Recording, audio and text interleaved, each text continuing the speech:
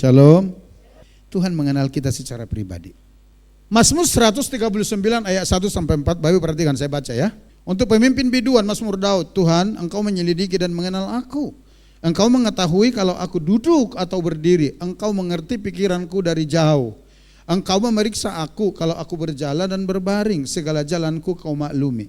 Sebab sebelum lidahku mengeluarkan perkataan, sesungguhnya semuanya telah Kau ketahui ya Tuhan. Lengkap kan?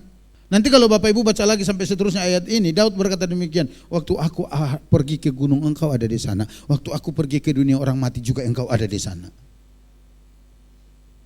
Artinya bagi Tuhan hidup kita itu enggak ada yang tersembunyi. Amin. Di hadapan Tuhan semua kehidupan kita itu terbuka. Di dalam Matius Yesus berkata demikian, sebelum engkau meminta kepada Bapa, apa yang ada di dalam hatimu Bapa sudah tahu. Amin, saudara. Dan itu yang buat kita seharusnya semakin terbuka di hadapan Tuhan. Kesadaran ini seharusnya membuat kita semakin serius dan jujur di hadapan Tuhan. Karena ternyata sekalipun manusia tidak tahu kita, Tuhan tahu. Amin, saudara. Amin. Saya kadang-kadang jujur, ini yang ada di doa saya. Apalagi kadang-kadang sepertinya sudah tersakiti, terfitnah segala, saya hanya bilang, Tuhan, manusia boleh enggak tahu saya, tapi ini hatiku, Engkau tahu hatiku seperti apa. Betul. Ini hidup kami. Manusia boleh merencanakan segala sesuatu, dipikir mungkin kita tidak tahu. Memang kita enggak tahu. Tapi dengar, ada satu pribadi yang tahu. Ada satu pribadi yang mengenal kita secara pribadi. Mazmur 131. Ini salah satunya. Sebab Engkaulah yang membentuk buah pinggangku, menenun aku dalam kandungan ibuku. Ini nanti di tempat yang tersembunyi ini. Terus ada satu ayat lagi, dekat-dekat ayat terakhir. Ayat 16. Matamu melihat selagi aku bakal anak, dan dalam kitabmu semuanya tertulis hari-hari yang akan dibentuk sebelum ada satupun daripadanya. Jadi semua tercatat di sana, saudara. Gak ada yang bisa tersembunyi di depan Tuhan, amin. Nah, kita mau belajar ini, saudara. Dan sebenarnya saya mau katakan, ayat ini akan membuat kita bangga sebenarnya di hadapan Tuhan. Karena orang boleh merencanakan hal jahat kepada kita, tapi ketika Tuhan lihat kita, seperti pernyataan-pernyataan yang disampaikan Daniel Ratz itu, dia menjadi Allah yang melindungi kita, karena sekalipun kita tidak dapat melihat dia, tapi dia melihat kita. Amin. Next, Tuhan Yesus yang kita sembah adalah pribadi yang luar biasa. Ya, dia bukan sembarang Tuhan atau seperti ilah lain, bukan. Ilah lain itu enggak maha tahu, tapi Tuhan kita maha tahu. Melainkan pribadi yang tidak saja mengasihi kita, tetapi benar-benar mengenal, peduli dan memahami kita secara pribadi. Dialah Tuhan yang ingin bergaul erat dan berjalan bersama dengan kita. Itu kata firman. Tuhan itu rindu terus bergaul erat dengan kita. Tuhan itu mau terus dekat dengan kita. Dia disebut Allah Immanuel. Allah Immanuel itu artinya Allah yang menyertai kita, itu artinya. Jika kita merasa hal tersebut belum terjadi pada diri kita, apa itu? Ini maksudnya, atau keintiman itu, saudara, maka kita perlu melihat bagaimana Tuhan Yesus menggembalakan dan memulihkan murid-muridnya secara pribadi. Di dalam penggembalaan Yesus kepada murid-muridnya, sering sekali Yesus itu menemukan mereka sedang terluka lalu dipulihkan, saudara. Dan itu artinya hal yang sama juga bisa terjadi kepada kita. Artinya begini, kalau itu bisa dialami para murid pada saat itu, kita juga bisa mengalami. Apa itu kedekatan dengan Tuhan, apa itu penyertaannya, apa itu pemulihan-pemulihan itu. Bisa kita alami. Next. Nah, kita lihat yang pertama Bapak Ibu. Ada beberapa contoh yang bisa kita lihat bagaimana Tuhan itu peduli terhadap setiap kita, atau bukti bahwa dia mengenal kita secara pribadi. Yang pertama, lihat, Tuhan mengetahui saat kita sedang frustrasi. Ketika saudara sedang frustrasi, ketika saudara sedang mengalami masalah, ketika hatimu, jiwamu, batinmu tertekan, Tuhan tahu. Jadi jangan pikir Tuhan gak tahu. Alkitab mencatat bahwa sesudah penyaliban Yesus, banyak murid-muridnya yang terguncang imannya. Sebelumnya hal ini sudah dikonfirmasi oleh Yesus sendiri. Matius 26 ayat 31, Yesus berkata, gembala itu akan ditangkap dan imanmu akan tergoncang dan kawanan domba itu akan tercerai. Itu Yesus sudah kasih tahu itu di sini. Sebelum dia disalibkan kepada mereka. Dan itu benar-benar nyata ketika Yesus salibkan. Dari mana kita tahu? Para murid itu kumpul di satu rumah, ngumpat, kunci rumah. Karena apa? Mereka ketakutan. Mereka sedang stres. Secara khusus dalam Lukas pasal 24 ayat 13 sampai 35 dicatat bahwa ada 2 murid yang meninggalkan Yesus dan menuju Emmaus.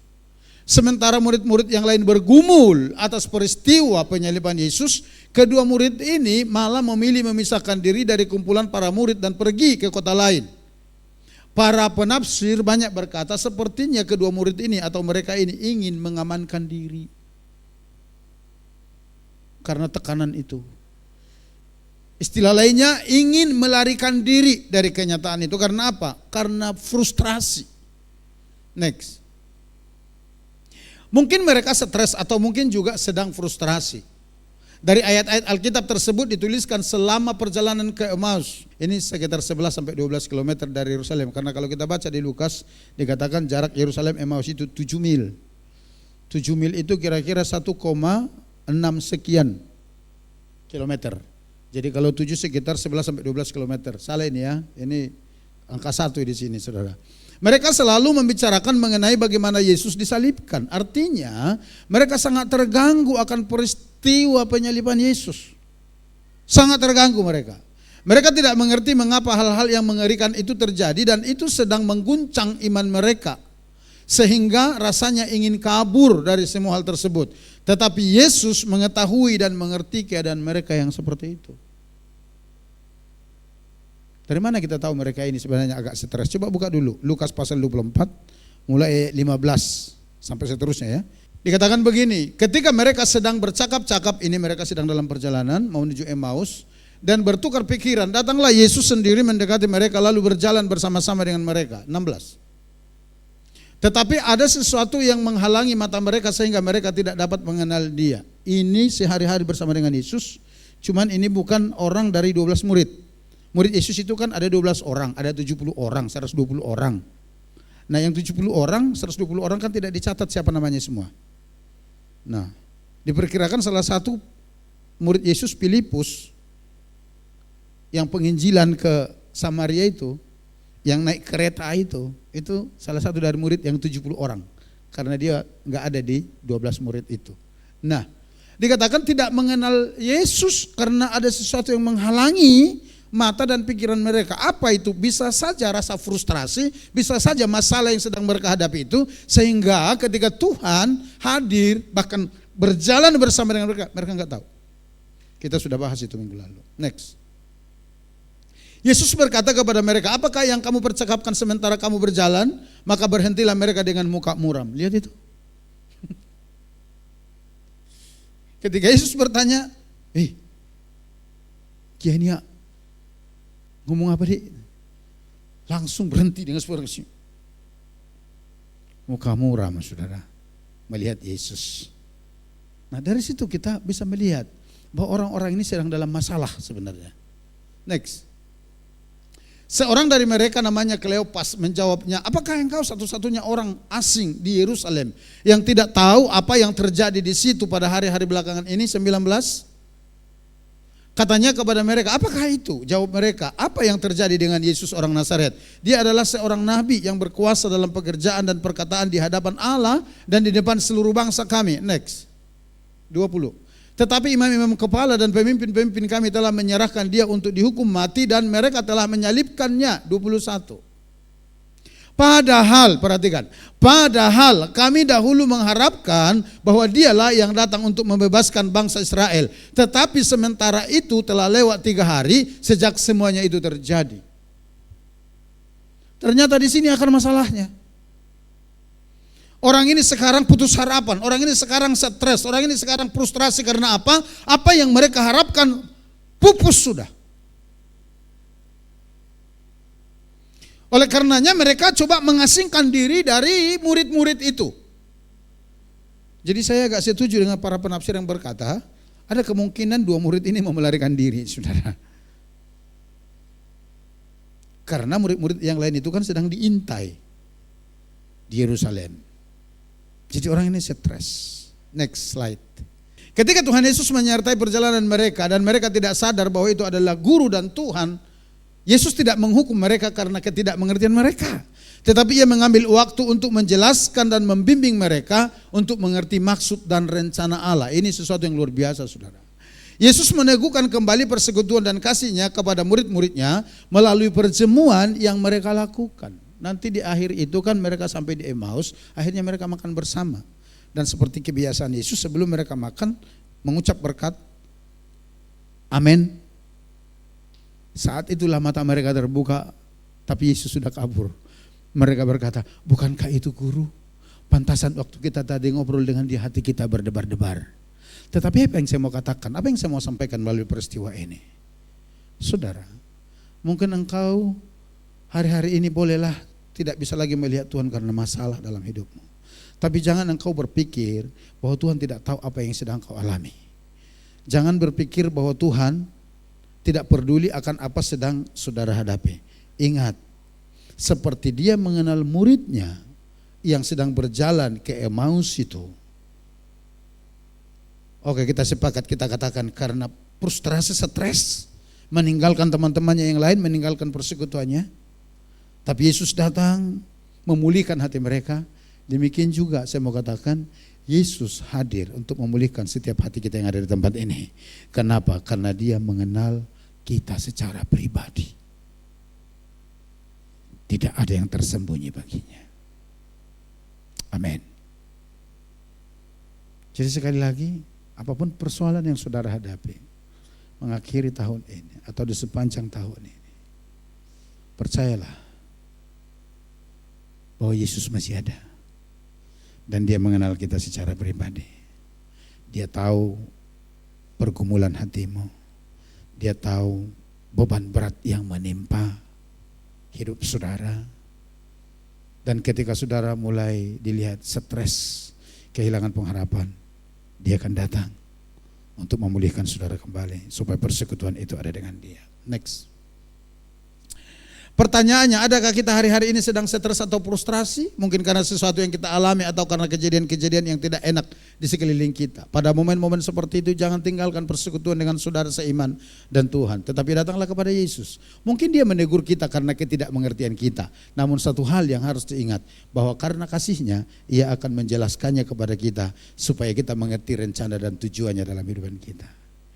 Mungkin saat kita alami kita belum mengerti.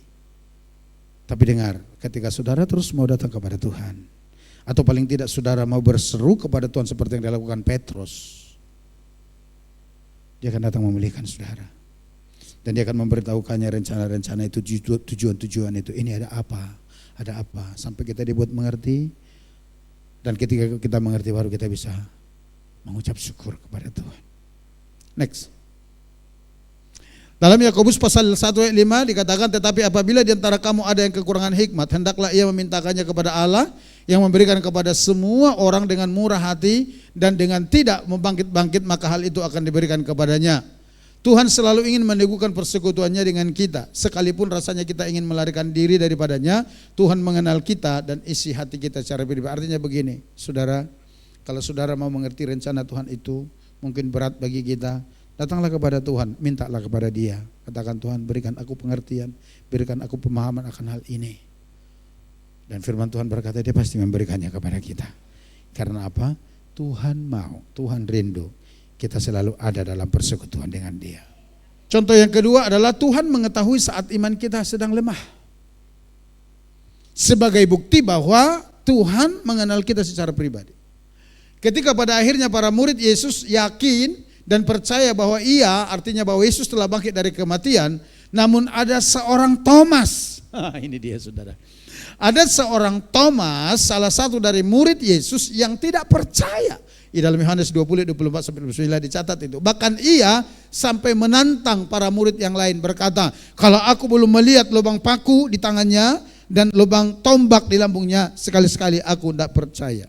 Nah, seperti apa reaksi Yesus akan hal itu atau pernyataan Thomas itu? Ketika Yesus mendengar itu, bahwa Thomas berkata, sebelum aku melihat lubang paku itu dan sebelum aku menyaksikan bekas tombak di lambung, aku nggak bakalan percaya. Apa reaksi Yesus? Perhatikan, Yesus menampakkan dirinya secara khusus kepada Thomas dan meneguhkan kembali iman Thomas. Next. Secara natural manusia memiliki banyak kelemahan, khususnya dalam hal iman dan percaya. Ini secara natural, ini paling semua orang mengalaminya. Jangan pikir saudaraku, pendeta hebat tidak mengalaminya. Artinya begini, sehebat apa manusia, dia pasti memiliki sisi lemah. Dan paling banyak itu di area iman, saudara. Paling banyak. Jadi kalau saudara kadang-kadang merasa lemah imanmu, tidak usahlah saudara langsung putus asa gara-gara itu. Petrus yang terkenal gagah dengan imannya itu, tenggelam juga itu. Tapi ketika seperti itu saudara, jangan menyerah. Nah ini bagus sekali kata-katanya. Iman akan semakin melemah ketika kita berfokus pada hal-hal yang dapat kita mengerti. Rasakan dan lihat. Oleh sebab itu Yesus mengajar supaya kita tidak bergantung kepada hal-hal yang dapat kita lihat, tetapi kepada Tuhan dan firman-Nya.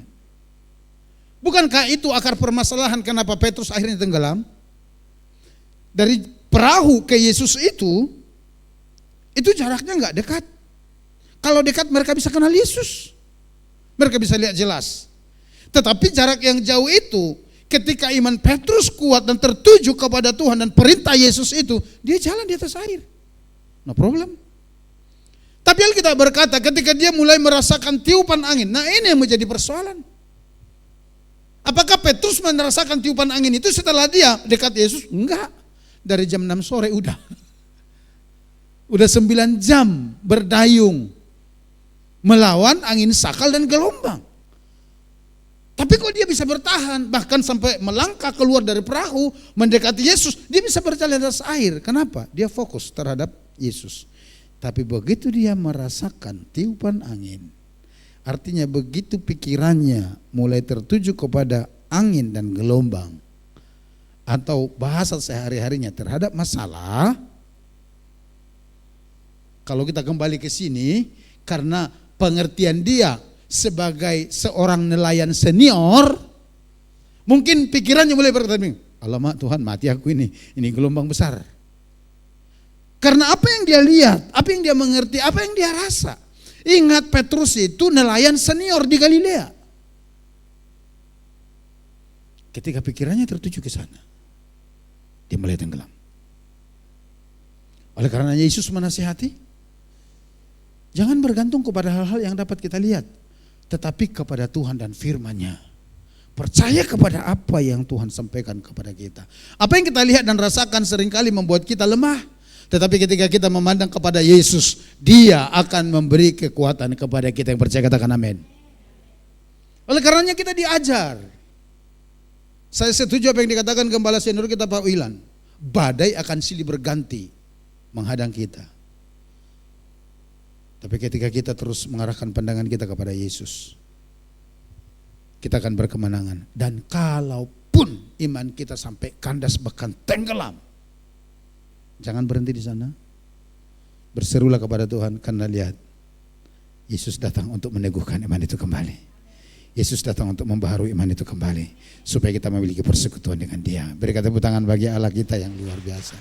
Next, Ia akan mengulurkan tangan kepada kita saat kita membutuhkan pemulihan, kesembuhan, berkat dan kekuatan darinya. Tuhan Yesus adalah Tuhan yang mau turun tangan terhadap situasi yang kita hadapi. Amin. Apakah iman Anda sedang lemah saat ini? Alihkanlah pandangan Anda dari keadaan yang terjadi di sekeliling Anda dan arahkan iman Anda kepada Tuhan Yesus. Kalau tetap nggak bisa melihatnya, sekali lagi lakukan seperti yang dilakukan Petrus. Lord, save me. Maka Dia akan datang mengulurkan tangannya. Ingatlah akan kebaikan kasih-Nya yang luar biasa kepada kita. Tuhan Yesus mengetahui bahwa Thomas yang ragu-ragu sedang membutuhkan dirinya, dan Ia pun mendatanginya. Saat Anda lemah, datanglah kepada Yesus dan Ia akan memberi kekuatan dan menjawab apa yang menjadi jeritan hati Anda. Amin. Next. Yang ketiga atau yang terakhir, bukti daripada bahwa Tuhan mengenal kita secara pribadi. Tuhan mengetahui saat kita diperlakukan tidak adil. Wah, ini sering sekali saudara kita hadapi ya. Bahkan sering sekali menjadi bahan keluhan kita kepada Tuhan. Tuhan saya sudah lakukan ini, Tuhan saya sudah lakukan itu, Bapak saya sudah berkorban, saya sudah begini, saya sudah begitu. Saya sudah lakukan segala, termasuk saya. Termasuk saya. Tuhan tahu ternyata di hati saya, itu yang disampaikan Daniel Ras di sini kan. Engkau berkata bahwa Tuhan aku sudah lakukan segalanya. Dan aku tahu itu. Coba.